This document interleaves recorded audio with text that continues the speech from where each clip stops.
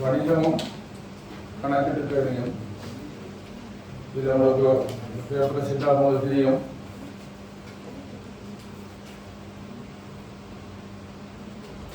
மூணு மணித்தியாலம் 10 நிமிஷம் பேப்பர் என்ன 3 மணித்தியாலம் 10 நிமிஷம் எழுத வேண்டிய பேப்பர். இதில் இந்த மேலதிகமான அந்த 10 நிமிஷம் வாசிக்கிறதுக்கு வேண்டி தரப்பட்டுட்டேன். ஆனால் நீங்கள் இந்த எக்ஸாம்பிள் அக்கௌண்டிங்கை பொறுத்த வரைக்கும் நீங்கள் அப்படிலாம் வாசிக்கிட்டீங்க தேவை என்ன அவங்க சாய்ஸ் ஒன்று தான். சாய்ஸ்னா அதை பின்னுக்கு எடுப்பீங்க. நீங்கள் அதை பொருத்தமான உடைய அதுக்குன்னு வாங்கிட்டு 10 நிமிஷம் எடுக்க தேவை. முதல் நீங்கள் அந்த 40 கேள்வியை செய்யணும். என்ன இந்த 40 கேள்வி தான் உங்களுக்கு அது 1 hour கேள்வி. அப்போ 40 கேள்வி முடிஞ்ச உடனே உங்களுக்கு மற்ற பேப்பர் செய்வாங்க. அதில் நீங்கள் பிஸ்னஸ் ஸ்டடி ஏரியாவில் ஒரு கேள்வியை விடலாம், அக்கௌண்டிங் ஏரியாவிலேயும் ஒரு கேள்வியை விடலாம்.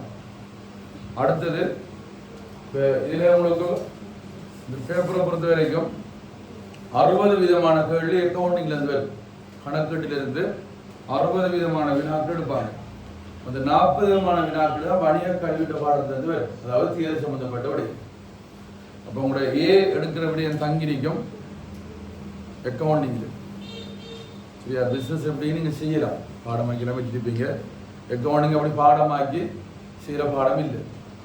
இப்போ நாங்கள் இந்த டைமுக்குள்ள உங்களுக்கு நீங்கள் படிச்ச நினைப்பெல்லாம் செய்யலாம். தவிர புதுசாக படிக்கிற நினைப்பில் செய்யலாம். சில ஐடியாவை சில டெக்னிக்கை வச்சு நாங்கள் சில விடயத்தை சொல்லலாம்.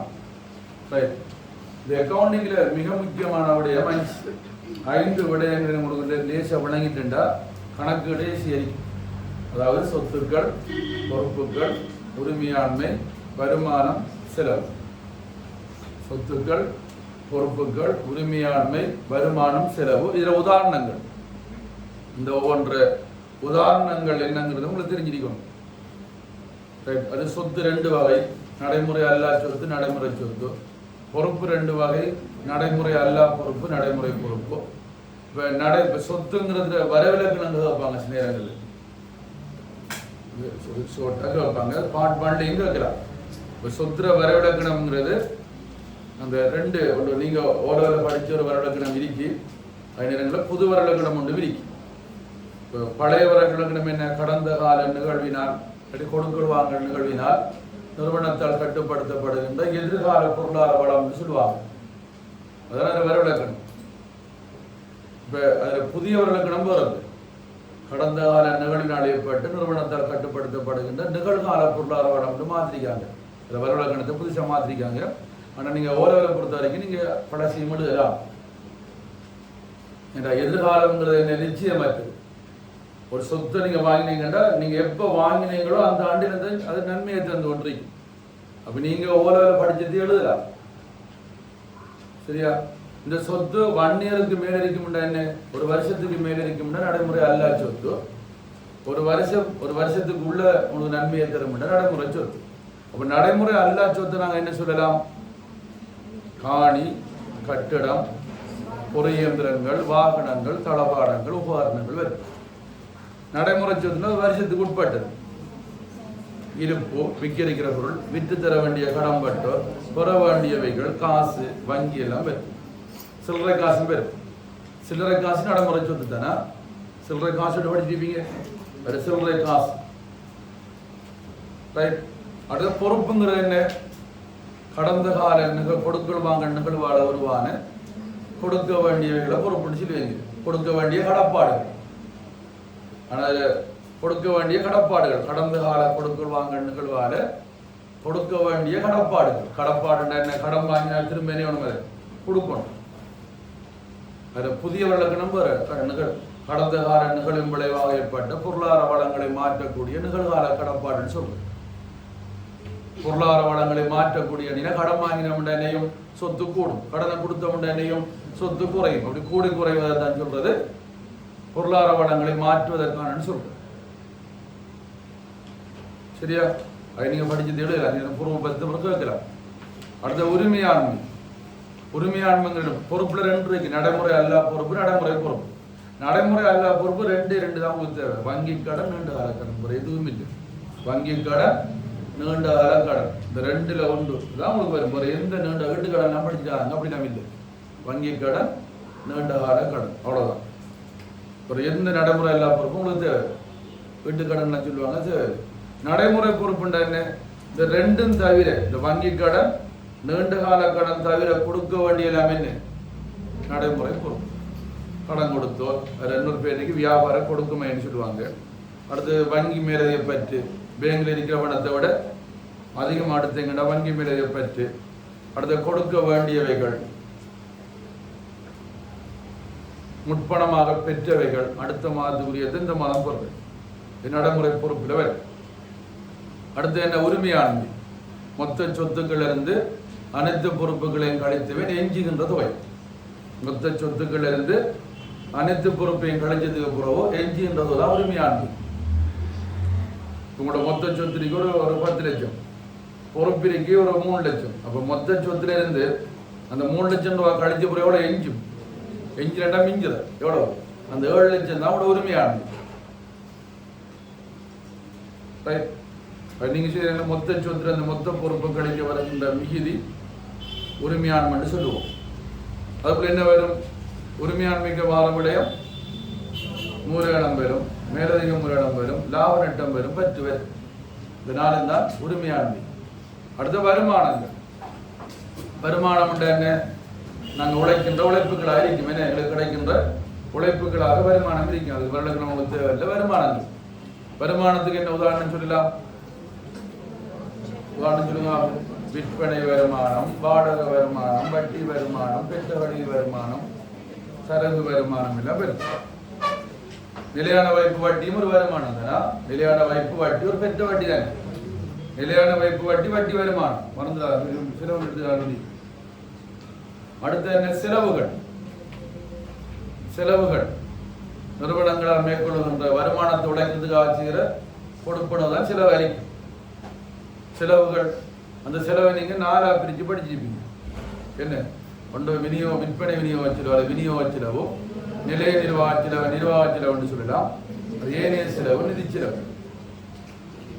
என்ன? பொருட்களை விற்கிறதுக்காக போற செலவு எல்லாம் என்ன? விநியோக செலவு. கட்டாயம் தெரிஞ்சிருக்கணும்.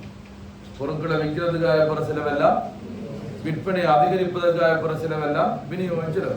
விளம்பரம் செய்யறது, அறவிட முடியாத கடனை போறது, கொடுத்த கழிவு, விற்பனையானதுக்கு சம்பளம் கொடுக்கிறது, வாகனங்கள் தேவையடைகிறது, அந்த வாகனங்களை திருத்துறதெல்லாம் விற்பனைக்கு ஆயப்படுகின்ற செலவுகள். அது நிர்வாக செலவு. என்ன?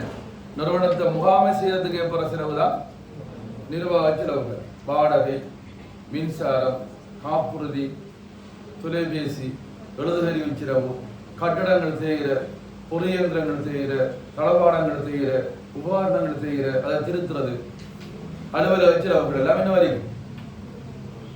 நிர்வாக செலவு. ஏனைய செலவு என்ன வரைக்கும்? நட்டம் வரைக்கும்.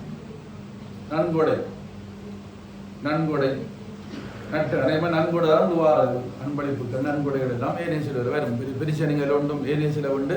பெரிய விஷயங்கள் ஒன்றும் உங்களுக்கு தேவையில்லை. நன்கொடை, அன்பளிப்புகள் என்ன வரும்? ஏனைய செலவில் வரும். நம்பிக்கை அழிவு நட்டம் எல்லாம் வரும்.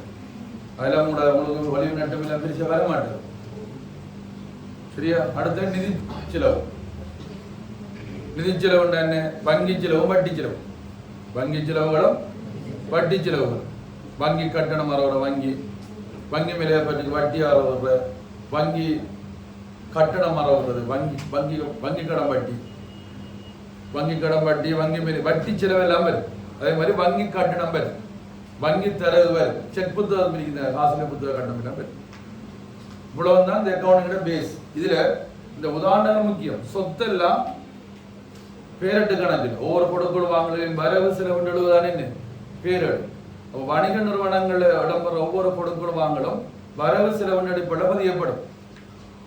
வணிக நிறுவனங்கள் இடம்பெற கொடுக்கல் வாங்கல நீங்க வரவு செலவு அடிப்படையில் பதிகின்ற போதோ அந்த ஒவ்வொரு கொடுக்கல் வாங்க 2 விளைவிக்கும். அதுல சொத்தெல்லாம் சொத்துண்டு பாடமாக்கி வேலை. இந்த சொத்துற உதாரணம் எல்லாம் வரவு மீது, வரவு பக்கம் பதியப்படும். என்ன? அதை மறந்துடக்கூடாது.